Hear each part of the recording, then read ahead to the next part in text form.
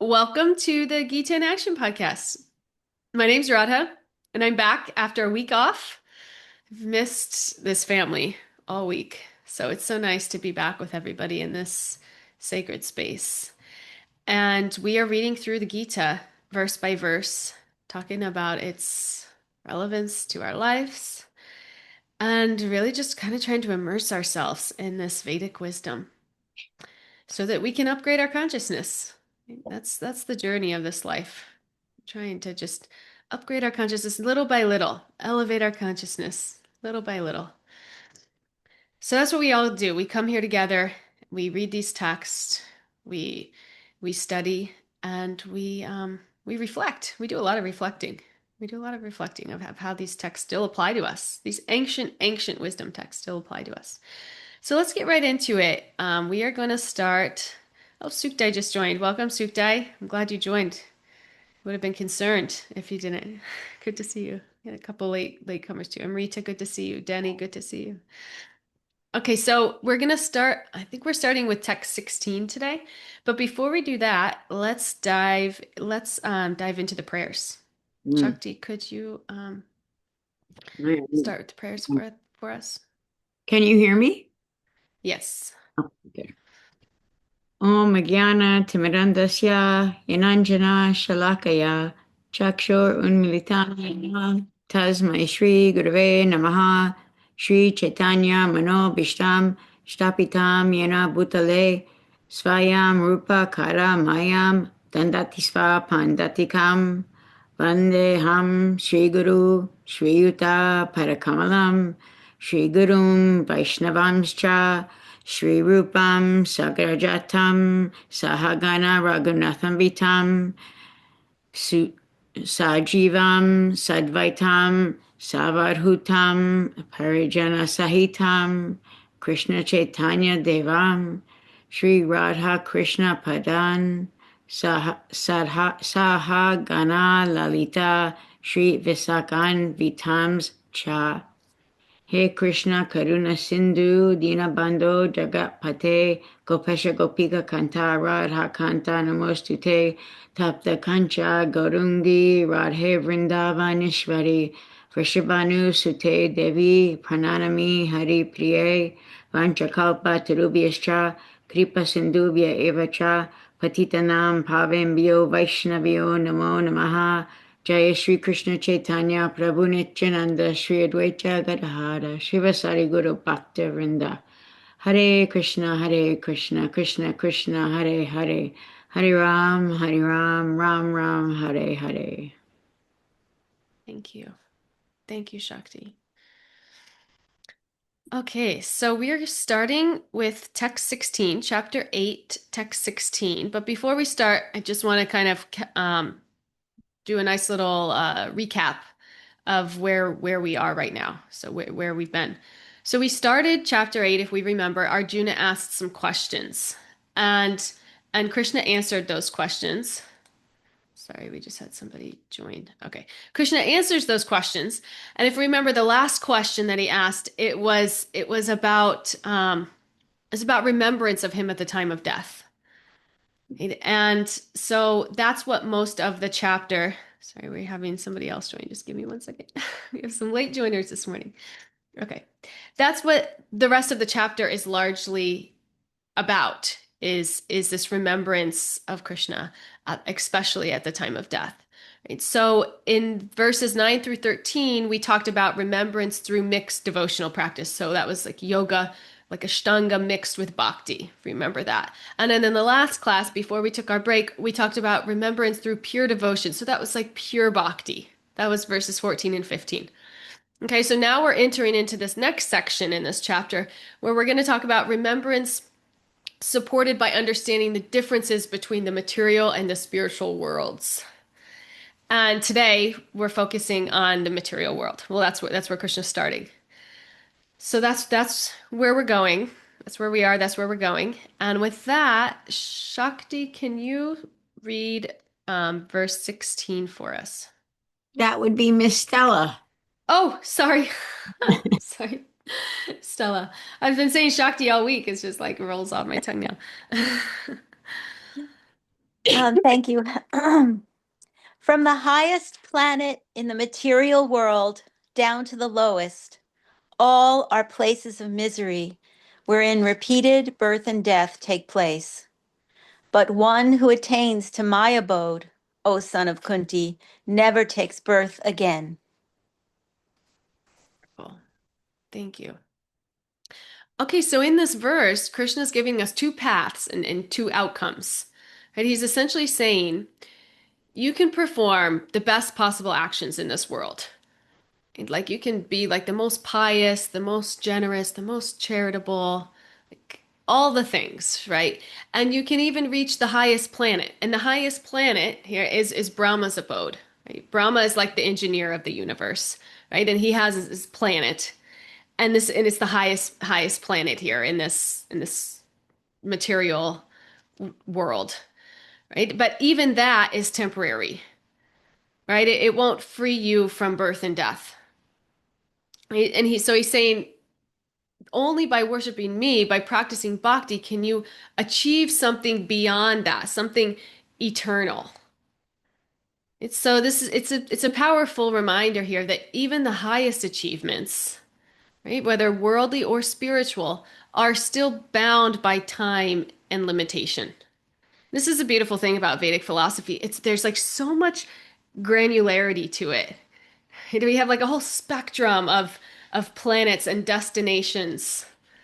Right? And so that's kind of what he's pointing out here, right? You can go for the temporary things and you can get a temporary destination, or you can seek just relationship with me, and this is where you can get something eternal, right? And we often assume that when we talk about something higher, going to a higher planet, it must be eternal. That's kind of like an assumption we make, like heaven, like that this is eternal. But in Vedic philosophy, it's not always the case. Right? There's a whole spectrum of consciousness, and there's a whole spectrum of destinations that are dependent on your consciousness at the time of death, right? And the highest planet, Brahma's planet, the highest realm within this material universe is temporary, right? And so that means when the universe itself dissolves, even Brahma, the engineer of the universe, and his planet they're dissolved along with it, right? And when we talk about Brahma, Brahma is it, right? Brahma is like the ultimate controller. He's the, again, engineer of the universe. His lifespan is like unimaginably long for us to think about, for us to even like conceive, right? It's like billions upon billions of human years long, right? But ultimately it still ends. It still ends. So even if someone performs the greatest sacrifices and gets to that planet, it's still not a permanent situation. Right? And when we talk about these higher planets, let's just kind of zoom in and talk about these higher planets just a little bit so we have a better kind of understanding of the map of the universe. Right? These higher planets are like cosmic vacation spots. That's kind of how we can think of them, right? They reward they're like reward destinations where living beings go to enjoy the fruits of like their past pious deeds. Right? So if you've done a lot of charity, austerity, sacrifice, you earn good karma, right? Good karma. We all know what good karma is, right? And so it's like tickets, right? We get these good karma. It's actually it's like a spiritual credit card for luxury experiences in the heavens. Right? That's what these like pious credits are that which we accrue here on Earth. You get like a prepaid spiritual credit card for these luxury experiences in the heavens. Right? It's comfortable. It's beautiful. There's like pleasures far beyond what we can imagine here on Earth. Right? But the catch is that they last only as long as your karmic balance lasts. Right? So it's just like taking a luxurious vacation. Like you can't stay at this five-star resort forever, right? Enjoying the finest food, endless comfort, right? You can only stay there as long as you can afford it. Eventually it will run out. Even the richest person in the world, if they lived forever, right? They would run out of money for this. Like you're going to run out eventually. This is how the system's set up. Right? And when the money runs out, you have to check out and you have to go home. Right? So in the same way, when your pious credits are used up, you return to the earthly plane and the cycle of birth and death continues. And then and the ironic thing here is that life in those higher planets, even though it's like so pleasurable, more so than we can even really conceive here, it's not really the place to practice spirituality. And the reason is because it's like too comfortable. Like the senses are just constantly gratified. The environment is so beautiful, it's so satisfying that remembering Krishna becomes difficult. It's like trying to meditate when your favorite dish is like right in front of you. Like a big bowl of ice cream. Just like right in front of you. And you're trying to meditate and it's like nearly impossible. Right? It just keeps pulling you away. So that's what Krishna's cautioning us about. He's saying even the heavenly pleasure, when it's disconnected from devotion, it distracts us from the eternal. So this is his message here. Don't aim for temporary peaks of happiness. Aim for me. Right? Whether in this life or for your next life. Right? It's all going to be temporary. If that's what you're aiming for. Just these pleasures. Because, as we know, all material pleasures, even those of the highest heavens, they come with an expiration date. But the beautiful thing here is our connection with Krishna, the eternal relationship between the soul and the Supreme, it never fades. This is the only thing that's actually eternal. We have to understand that.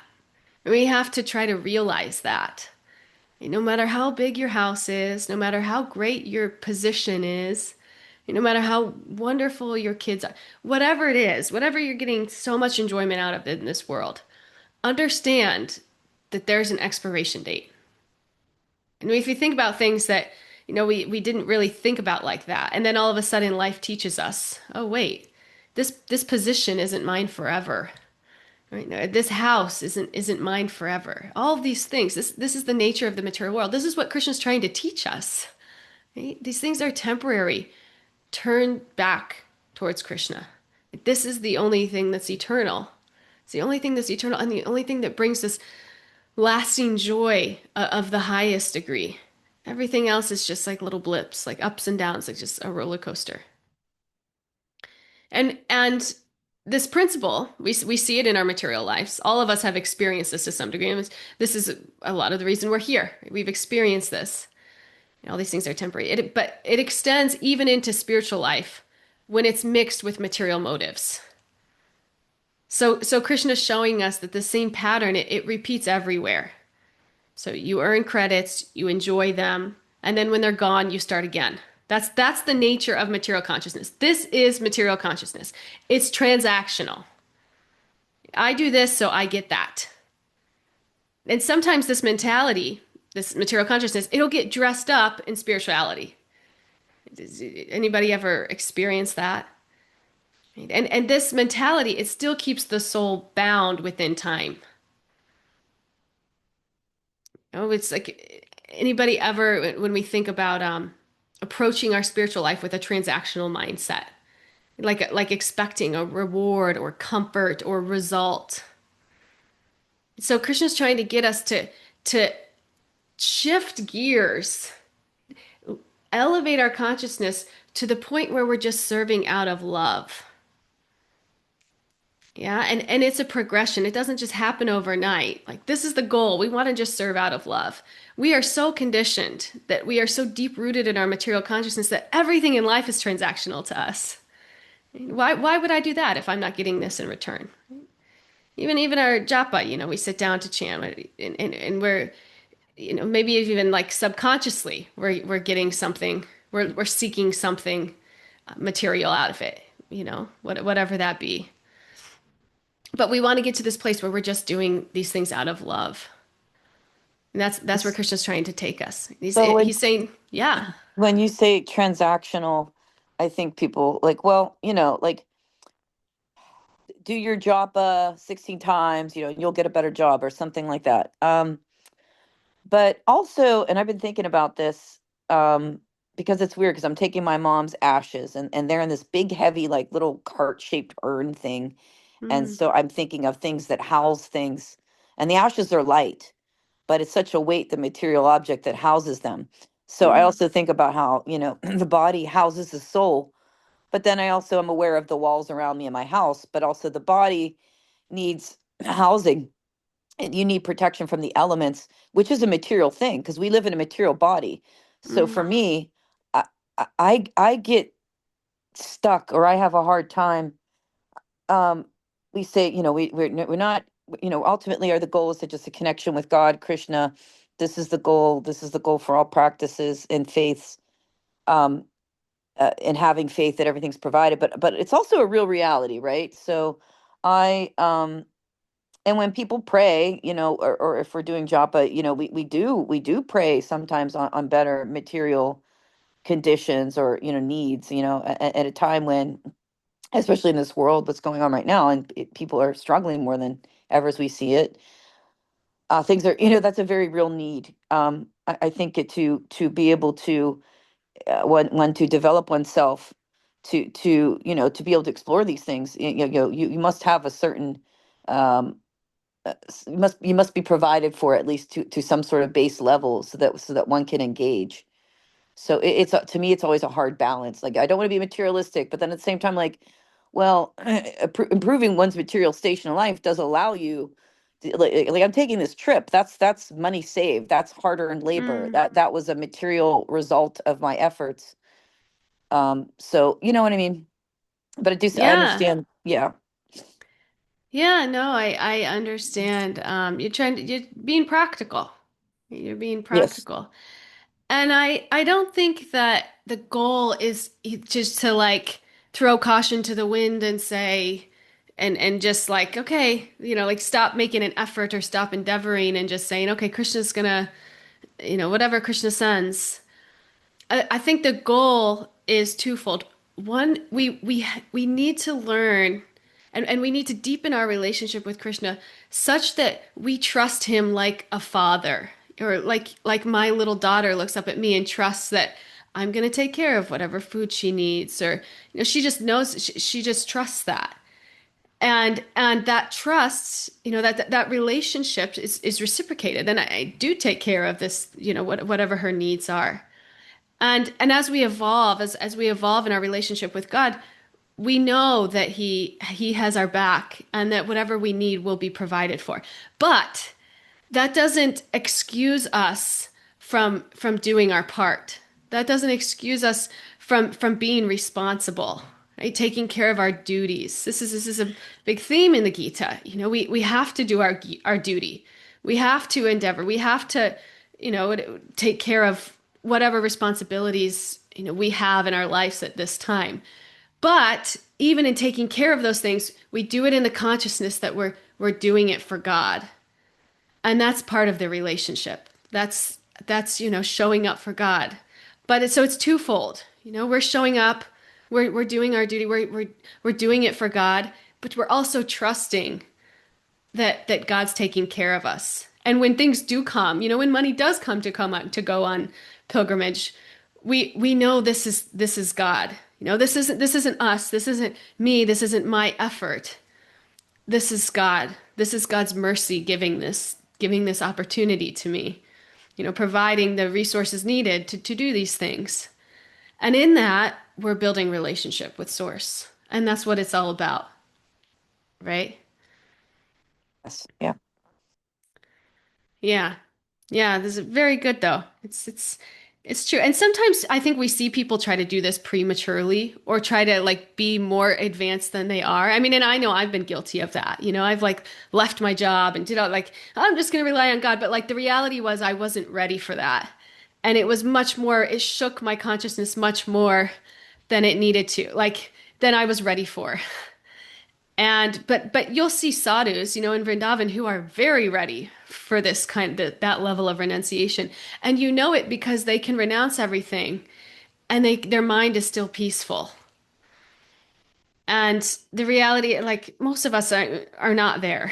I mean, that's a very, very difficult thing to do. And that's okay. Like we're not trying to be somewhere that we're not. But we're trying to live our lives in such a way that our relationship with God is growing. And that we're showing up for our duties in service to God. Yeah. Yeah, that's very good. Thanks. So anybody else want to share anything? Oh, we have a couple hands up. Let's see here. Aaron. I just wanted to share that, like, some advice I've been given from a mentor in my life is just to, like, because we're not there yet, is like just to bring all of that to our prayers and to our time with God and with Radha Krishna, and like, you know, like, yes, I want, the things that I want, and I'm a mixed bag. Like, there are material desires and spiritual desires, and material ones that are dressed up spiritually and spiritual ones that have, it's definitely a mix. And I've just been given the advice to, like, to bring all that, like, to ask for that purification in a sense, um and to be accepted in that, as we are, where we are, right? Like, and and I think that just for me was like the most helpful advice, because I always have in my head that, like, well, I can't pray for that until it's like pure. Like, I can't, I'm not ready for that. And there's so much we're not ready for, right? But um I just love that idea of, like, we'll just, like, bringing it to God anyways, and, like, showing up as you are. And I just have started often, with everything being like, if it is your desire, Krishna, and then enter in all of my desires. Like, but of course, parentheses, or not even, asterisks and bold. First and foremost, if it is your desire, please bless me with these things. Yeah, that's perfect too. Like yeah, we have desires. That's okay. We're gonna have desires, but showing up, this is my desire. If this is your desire, please make this happen. It's like little by little, we're trying to let go, to kind of marry our desires with God's desires. And I feel like that also happens over time as you go through life, and this was my experience anyway. I always like pushed my way, like whatever I wanted, I thought was best and needed to happen. And then over time I learned like how wrong I was. And then the more that I've developed a relationship with God, the more I allowed space for God to act in my life, the more I saw how much better things arranged, the more faith I even developed. To now, it's like, even if I'm so confident, I think I know what's best, it's like I know better still. It's like I know that I don't know. I know better to know that not to trust myself to that degree. And then it's like, actually, Krishna is always right here. Let's just allow space for Krishna to act, because from experience, I know that's always best. That always makes me feel closest to Krishna. Yeah. Shakti, what do you have for us? Actually, I'm gonna read something from the before I just wanted to make a comment. I want to read, somebody posted on the message board, but Oh, I do please read. comment. Erin wrote, what you said, Erin. I love that it's dressed up. Like, it's something that I'm asking for, and like it's in Krishna consciousness, but it's dressed up like it's and it's Maya, but then it's dressed up like Krishna, like all of these things. And Radha Priti can just tell you, like, that happened on and off all week for me. Like, it was like this, no, it's not that. No, it's Krishna's mercy. No, but it's, and everything was dressed up. But through that entire week, I will share this. Radha said to me, I'm seeing every day, she kept saying, when I would share something, she'd say, wow, Krishna is giving you so much mercy. Wow, you're really growing. And it's hard for me to take like that kind of like goodness in me, because I'm not used to it. But you don't realize it, right? So I just wanted to say that. But Andrew said, and Maya has society learning all the opposite. The idea to think about God 90% of the time, and not material world pleasure attainment 90% of the time sounds impossible to most people. Hmm. Yeah, we are backwards here in this society, aren't we? Thank you. So nice. Mariah, what do you have for us? Yeah, I just want to kind of add on to just some thoughts, like even what Andrew said there. We've been so conditioned to believe that we have to hustle, that we have to try, that we have to do it all, we have to support ourselves. Especially as women, it's really difficult. We've created this movement where we have to become so independent. We have no family systems left anymore, especially in American culture. And to uncondition ourselves to believe that we can be cared for, to believe that God cares about us, that He's our friend, to believe that, there is someone there providing something for us, even though I still have to work for it a little bit, it's still being provided for, right? Like to believe that, to have the mindset change, that's the prayer for me. Hmm. Because I struggled with that. I still do sometimes, but that is one of my affirmations that I say right now. I am cared for, I'm supported. In America, especially as women, I think we feel it a lot. Like we feel so unsupported, we feel so alone, we feel like we have to work to provide for our family, especially for single mothers, which I know Zoe was a Yeah, I hear everything you're saying. I'm right on with it. yeah, I see you, I hear you. And it's like, it is really freaking hard to believe that someone is there to help you, especially when you can't see them. And the relationship that you have to develop with them is through our spiritual vision, not our material vision. And we're not fully spiritual yet, right? Like we're still in this material body. It's very hard to break through that consciousness, that material consciousness of like, well, I don't see God, he's not here, like how is he providing for me? I have to go to work, I'm stressed out, I'm doing all this all day, and I'm providing and I'm exhausted, and how do I believe that you're here for me? But you're doing it, Zoe. You're taking those small steps, and it's okay to be at your step that you're on, and it's okay to take the small steps, and you will feel it one day. You will feel that support. It'll take some time because we're so conditioned to not see it that way. But this little bit that you're trying, it's not unnoticed. That's all we have to do is try a little, and Krishna really does reciprocate.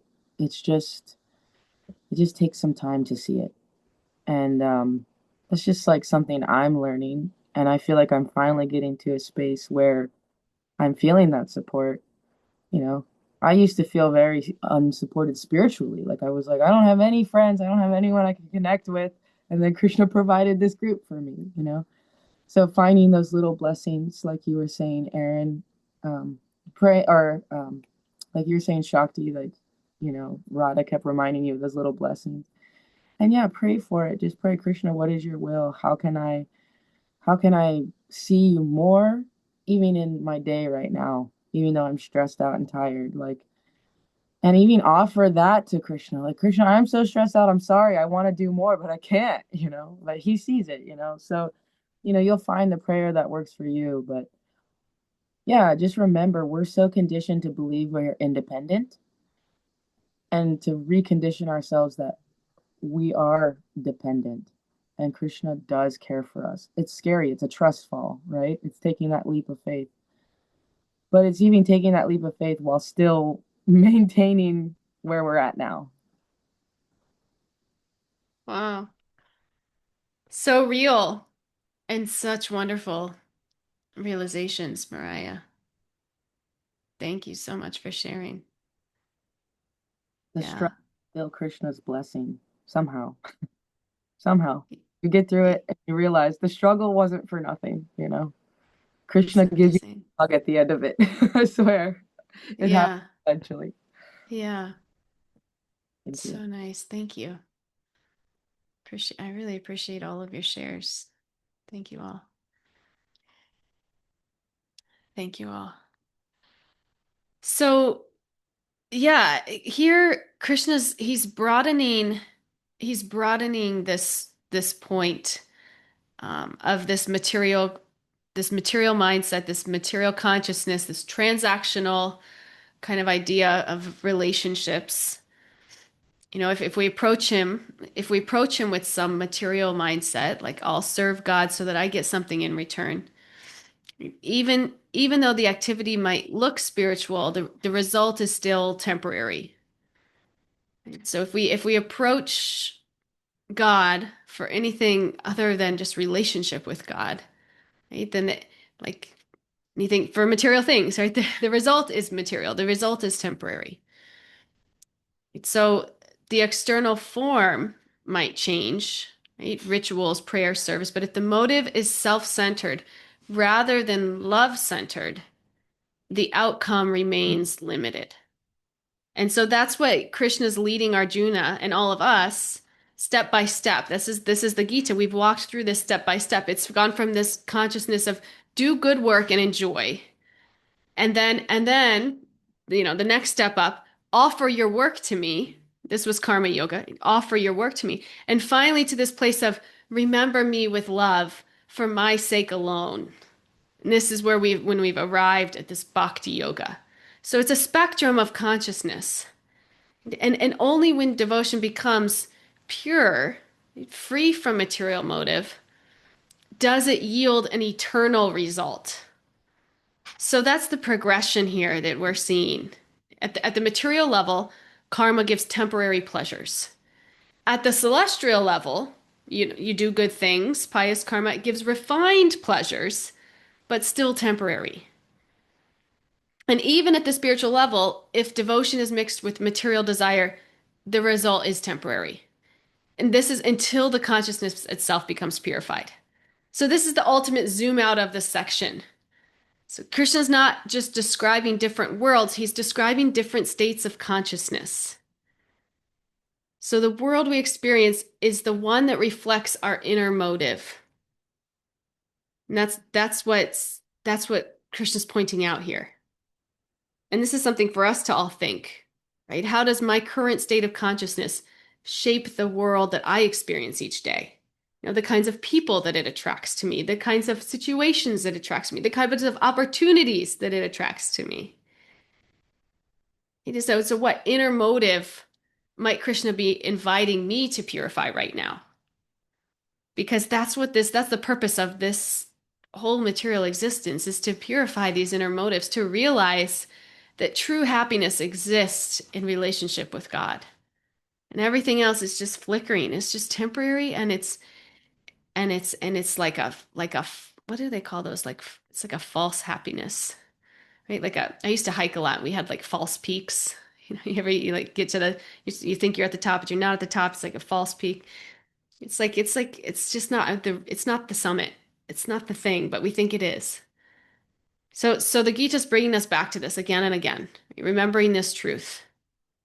Only pure bhakti, right? Service and remembrance done for Krishna himself transcends the cycle of birth, death, and dissolution altogether. Only pure bhakti. And to Aaron's point, I love this. It doesn't mean that we need to get there tomorrow, but we should know that that's the goal and that's what we're working for. And every step that we take, we should be checking to see if it's pointed in that direction. We should be welcoming this purification, noticing where these attachments pop up and distract us. Noticing where our prayers are, noticing where we think that we know more, that we know best. Noticing where we're not allowing space for Krishna. Noticing when we're taking credit for things that happen in our lives, taking credit for the good things that happen and then blaming God for the bad things. You just notice these things and recalibrate. That's what we're doing here. Should we move on to the next verse? You know who we haven't heard from, who we usually hear from by now? Stella. Do you have anything for us before we move on? Hare Krishna. I was just thinking when you said, I love, one, I just want to say, Mariah, that was a beautiful heart spoken thing. I really wanted to give you a hug so bad.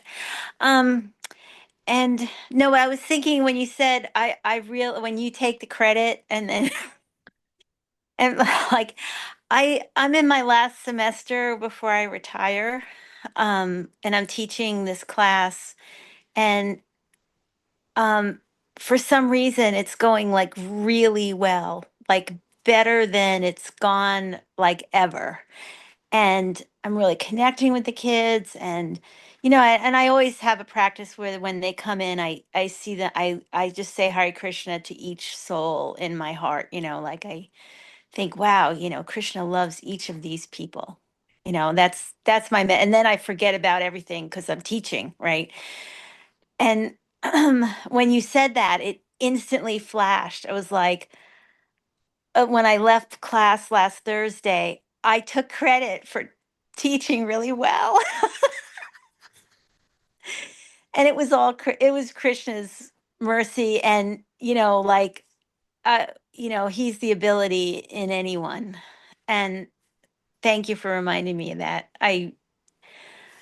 It's, yeah, it's humbling, but it's wonderful because, uh, you don't have the full responsibility for it either, which is a kind of freeing thing. Mm. I mean, it's like, that interplay of choice uh and reaction is it's um it's always swirling. So, but anyway, I thought of that and when you said, "Oh, why don't you say?" And I was like, "Okay, Krishna, I'll tell." Yeah. Yeah. No, it's such a beautiful thing too because all of our gifts are given to us by Krishna. They're given Yes. to us by Krishna. So it's not us. Yeah. And to that, it's like how could we ever be proud of whatever and how could we ever be envious? If we really realize that, what a weight it would take off of our shoulders. Yes. This just like yuck that we carry around with us. Yeah.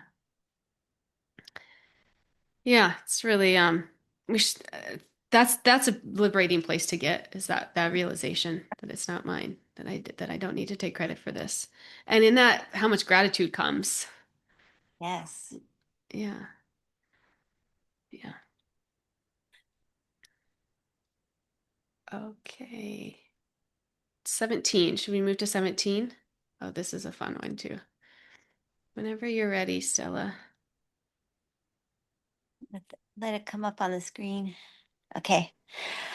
By human calculation, 1,000 ages taken together form the duration of Brahma's one day, and such also is the duration of his night.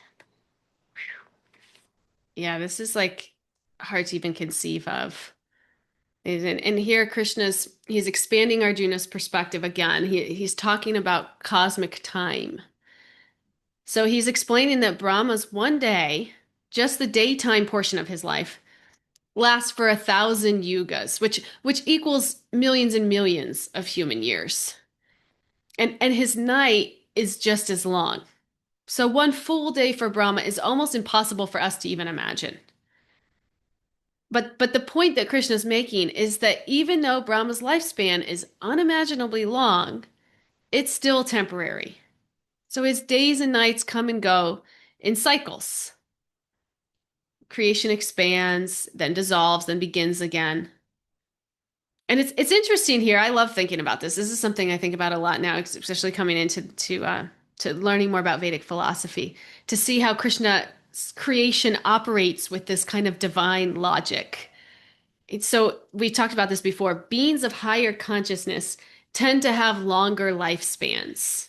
And we see this. If we think about this, like a fly might live for a single day. A dog or cat might live for 10 or 15 years. Humans might live for 80 or 90 years. But beings on higher planets, like demigods, live for thousands or even millions of years, of our years. So the higher the level of consciousness, the longer the perception and the duration of the life. And this is where relativity comes in. So like from a fly's perspective, even one day feels like a full lifetime. Imagine a fly trying to conceive of our lifetime when their life is so short. It's everything that they know. For us, that's just a few hours. So similarly, from our perspective, Brahma's lifespan seems like eternity. But from Krishna's perspective, from the vantage point of eternity itself, Brahma's life is like a flash. Isn't this kind of amazing to think about? Like we get so stuck into like our perspective and we think that like we're the center of the universe and that's the perspective. But the reality is that there's a spectrum of consciousness. We're not at the top.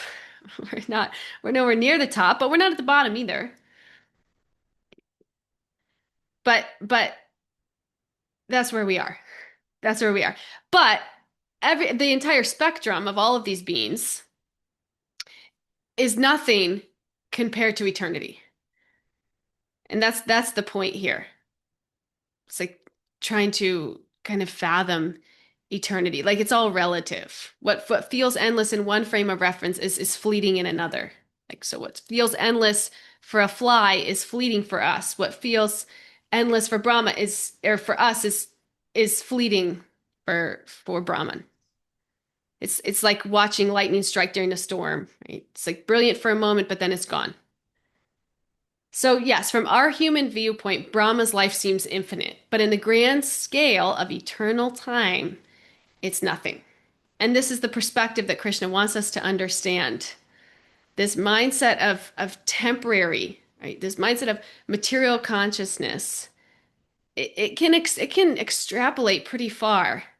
But at the same time, we should understand that that's all it is, right? We want to get out of that completely. We want to get out of that completely and join Krishna in his eternal abode, which isn't subject to any of this. It isn't subject to time. We join Krishna's eternal abode, the abode of love, and we're not subject to this transactional kind of relationship mentality anymore. Right. So this is what Krishna wants us to understand. Once we start to grasp the eternal nature of the soul and the temporary nature of everything material, once we really start to realize this, we'll naturally begin to shift our focus. We'll stop chasing the fleeting and we'll start reaching for what actually lasts, which is our eternal relationship with God. Yeah? Zoe, what do you have for us? So nice that you're here today, Zoe, and I appreciate you sharing.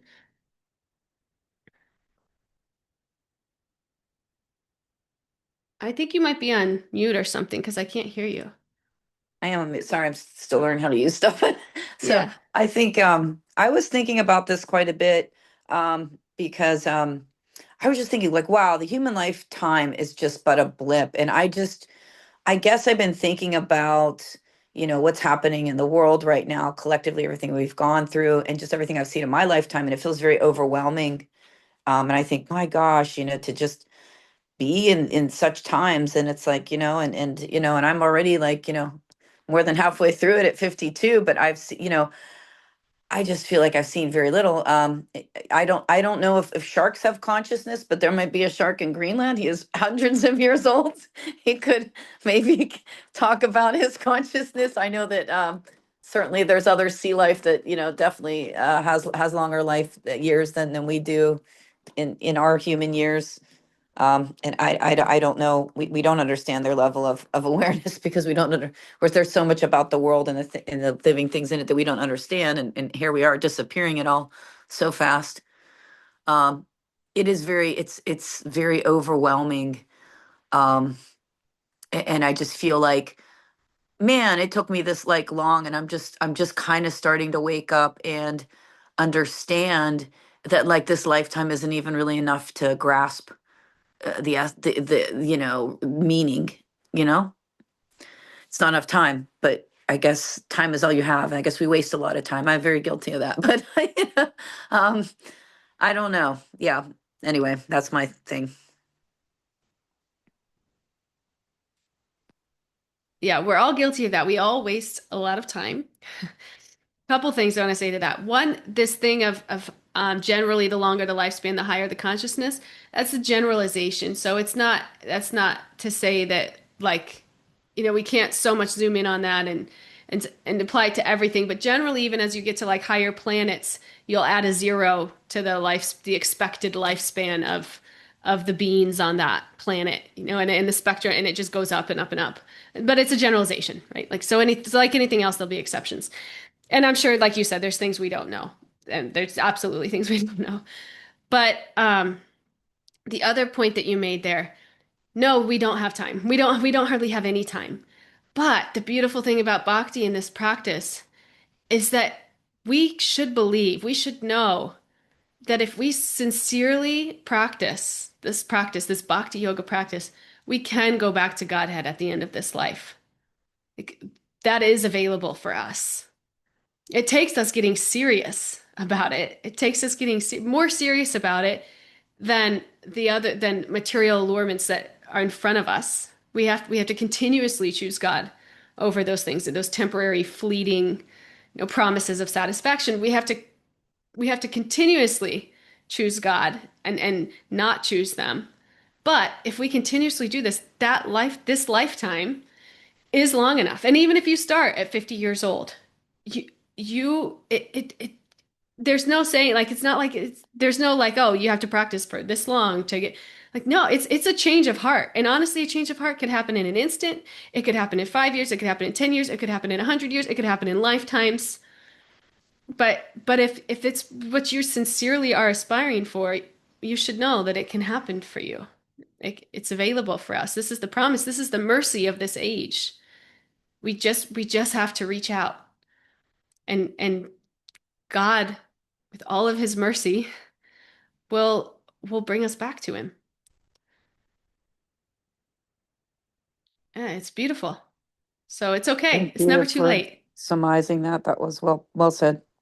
It's never too late. My grandma always says that. It's never too late. My grandma's not a devotee, but she says this. It's never too late. And it's true. It's never too late. If we're sincere and we're serious, your heart can change. I know you're getting ready to go to India, so be prepared. Your heart's gonna change. You're I'm a never gonna be the nervous wreck. same. I You're just never gonna mostly be the it's the same. airports and travel, but No. I already sense that. Yeah, I definitely already sense that. Krishna will get you through it. Pray to Krishna. Pray to Krishna. Stella says, for every step you take towards God, he takes 10 towards you. Yeah. Amazing. Thanks, Stella. Katie, what do you have for us? Hi, Bo. A couple things. Firstly, speaking of time, this class is like flying by right now. And it's probably just how joyful it is to be with you all, but I just thought I'd mention that. I'm like looking at the clock, like, what? Which is just funny. And it made me think a bit about like, often I mention like perspective and thinking about how, the fly and us and demigods and time and length of lives was helpful to me thinking about, frustrations I have with people with where they're at, and it's helpful to think like, wait a minute, this, like, to help with compassion and understanding and my own calm and maintaining more Krishna consciousness, like to remember this is the phase that they're in and they have time to grow.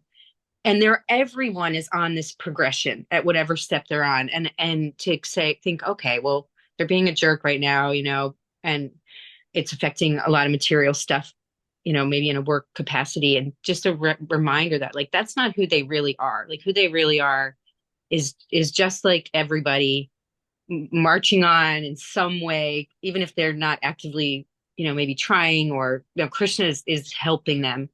And maybe I can think, this is just, it's just taking time, and, yeah, something came up in a class with Rukmini the other night about being like resilient and casual.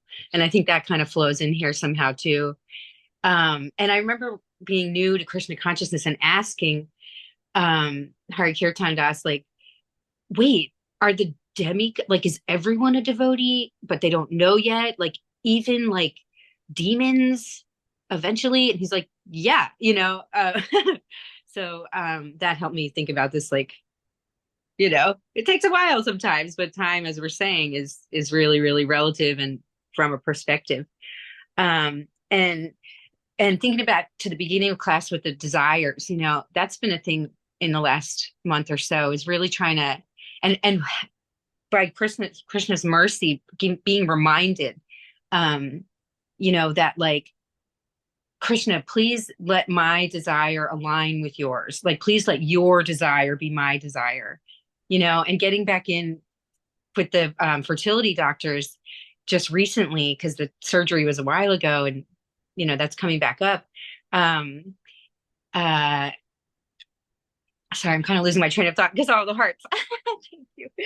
Aw. But oh yeah, the desires, right? So I was at iFest the other night with Bhakti Tirtha Swami devotees, and my friend Brajaradha just got back from Vrindavan, and she's like, you can pray to Krishna every day, because he put like 100 sons in every wife, something like that. And, so it's like, and, but also, of course, align it with, like, if this is your desire, and she said, I'll give you this mud from there in India, where the mud that Krishna ate and then went opened his mouth and showed his mother the whole universe. And she's like, it's really good for, like, fertility. And it's like getting these, like, you can still have your desires, but just fold in, as long as this is, because I want to help have another devotee for you. Like, if this is your desire, so Yeah. just like it all folds together. It's so beautiful. Yeah. Yeah. Yeah. Yeah. You weave it in. I fertility struggles. I it took 4 years for me to have a baby, and I remember right after getting back from India, I went to India for 6 weeks. Right when I got back, we got pregnant, and I remember telling Veda about this, and he's like, "Oh, it was Radhakund. It was the Dandavat program you did Mm. at Radhakund." And I don't remember specifically praying for a baby, but it was certainly on my mind because, it had been for some time. And yeah, it's like Krishna knows our desires, and Krishna reciprocates with a sincere heart. And But at the Monica, same time, that I doesn't was, always what? I'm What do you sorry, say? right, but what you were saying when you came back from India, and I remember being told, I don't know if it was Vedaji or somebody saying that, with that place, I don't know if he's talking about Vrindavan, but that it magnifies what your thoughts are. So when you go there, Mm. you have to be mindful of what your thoughts are, you know. So Yeah, yeah. absolutely. It's such a potent place. It's so intense. But yeah, that'll happen. That doesn't mean that you're going to get whatever you want. Ultimately Krishna knows best, but these things do happen. Yeah. Yeah, thank you, Katie. Thank you. Mariah, what do you have for us? Yeah, I love how what I was thinking was the end of Katie's share. She's saying like you can still have your desires and then aligning them with Krishna's will. It goes hand in hand. It's like we can still be where we're at. We can still be totally conditioned and we can still even have our desires, but yes, adding Krishna to them. So it's like, and another thing I was going to say was like, I'm really starting to have this realization like, okay, I'm not a temple devotee, right? And that's totally okay. And the way a temple devotee looks is for some reason how my mind thinks I should look, right? Mm. I'm comparing the externals of how being a devotee should look. And once I finally let go of that narrative and I believe like I can add Krishna into my life where I'm at right now, that's real Krishna consciousness. Like the temples are there as a training, but being able to take your Krishna consciousness and bring it into your daily living, full of chaos, full of, interactions with people who aren't devotees, full of all the nonsense of the material world, that's a real that's the consciousness change. That's the heart change, right? So like I had to get off and take a phone call. And when I came back on, I heard you telling Zoe like um you were saying something along the lines, and that's what it sparked. It sparked me to remember, like, it's not how we think it should look. Oh, you were saying we don't have time. Well, we do have time. We just add Krishna into each little moment, right? Like Hmm. prayer right before you eat, waking up in the morning and just saying, thank you, Krishna. Like just saying, thank you, Krishna, just randomly, you know, hearing and listening, hearing and chanting. These are listening and hearing are the same thing. Hearing and chanting are the two main processes of devotional service that Lord Chaitanya and Srila Prabhupada gave to us in this time for Kali Yuga. All Hmm. we have to do is hear and chant Hmm. as much as we can. And it's okay if you can't completely do it all the time. Just bring it in a little bit each day, and it will change you. It will manifest. It will happen. Like, and that's it. Krishna's just like, just put your heart into it, listen about me, hear about me, chant my name, and that's it, really. Like, yes, Hmm. other processes are there. It's nice to strive for them. It's nice to be able to go to the temple and be that, look like that type of devotee. But Krishna sees your heart, not your externals. So you have time, you have space. Just bring in little bits each day. Hmm. Thank you for letting me speak and share. Thank you It's just for your wonderful shares. so perfect. Thank you, Mariah.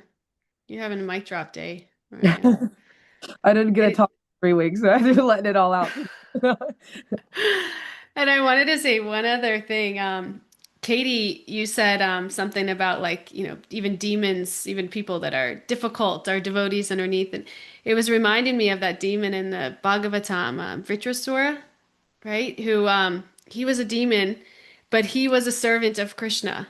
And even in his what he was doing it in service to Krishna. And it just reminded me, like, when we encounter difficult people that are giving us a hard time, we should remember that, that those people are still servants of God, and maybe they're teaching us something, and maybe it's for our benefit. So I was just remembering that when you were saying that, Katie. And yeah, okay.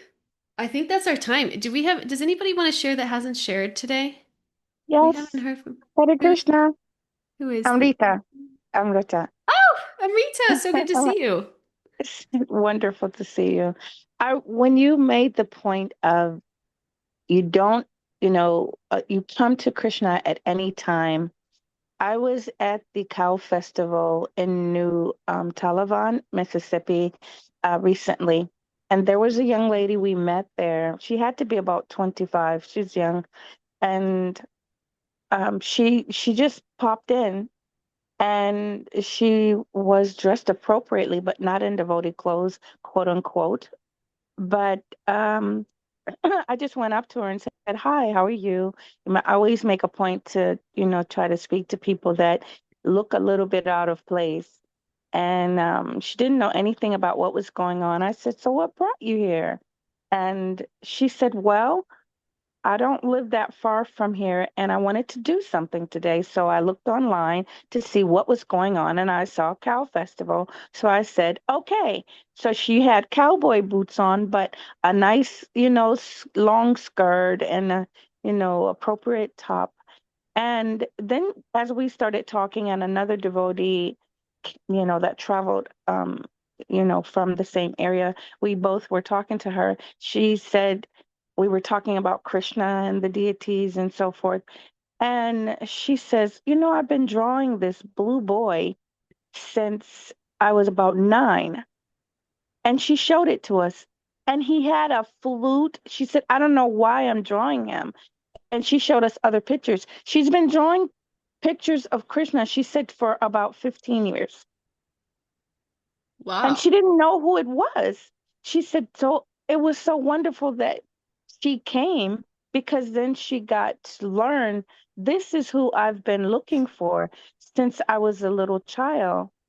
And she's been drawing Krishna. And when I say blue, it was the same color blue as you see in the photos and all of the illustrations. It was absolutely incredible. And when you stated that, it was like, OMG, how wonderful.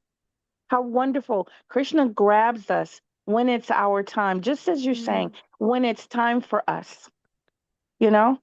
Yeah. It's just, I know time has passed, so I won't go any further, but I really wanted to, you know, share that. It was just incredible. That is so incredible and so Yeah. true. Krishna grabs us when it's our time. We don't have Yes. to worry about too No, late, too early. You know, this person came in earlier. They're more, it's like, no, it's when it's our no. time. It's there. Yes. Haribo. Haribo, thank you.